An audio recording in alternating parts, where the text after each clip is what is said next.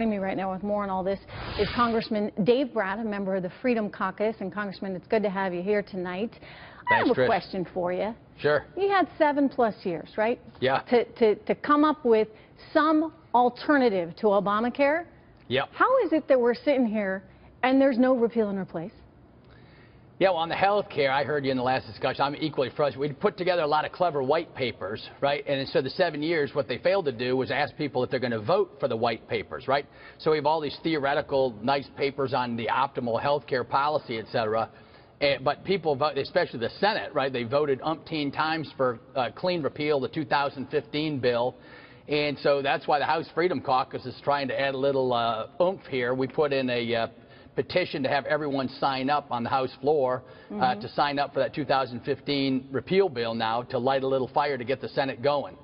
Okay, so fine, you repeal it. But didn't Donald Trump and many other politicians run under the premise that they were going to repeal this and replace it with something that was much, much better? If you don't have anything to replace it with, aren't you running a serious political risk? Yeah, no, you are. And so the House, we passed a replacement bill. The Senate couldn't get there on it. No one has designed a bill yet which reduces the price for health care. And so just the repeal bill we're talking about, it doesn't throw anyone off any plan or anything. It's got a 2-year period where after you repeal, then you replace, and you have to do that within 2 years, right? So no one's harmed. You got 2 years, and in this city, after you repeal, there's no problem loading up the Christmas tree with presents in this town, right? So the Democrats will come on board. They'll want to load it all up. That's a good strategy. I actually think it's going to happen. I think it's wishful thinking, perhaps, on your part. Yeah, a little bit. Because you still don't have anything realistic and tangible to put forward in the replacement column. But let me move on to tax reform, because I got to tell you, Representative, this is the biggie for the markets, right? People have said, effectively, the markets have put a down payment on Donald Trump's administration and all of you in office, because there's an expectation we will get a corporate tax cut, individual as well. What are the chances of that happening, given that you guys couldn't pull it together on this one? Yeah, well, you got the right logic there. So I have been concerned for the last few months that if the health care bill doesn't get through, you're minus $1 trillion in the ObamaCare tax money that would have come back, and you need that to get the corporate rate down. Do you really? I mean, would you not vote for a tax cut without having the savings from health care? No. Yeah, don't misunderstand me. I want tax cuts. I taught economics for 20 years. But what I'm saying, in this crazy city, there's all this CBO scoring, right? And so that you got to do these pay-fors.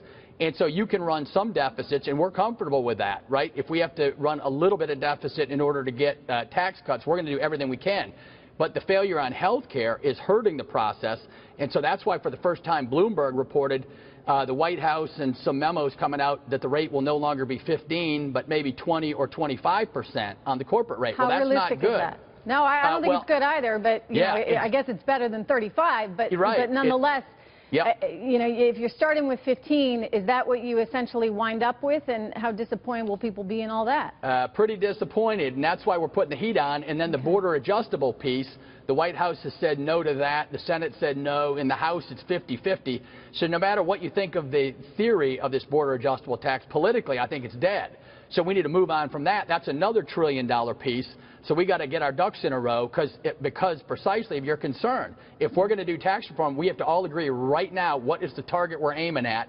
We all need to come together, say here's what we're aiming at, and we're going to make it happen.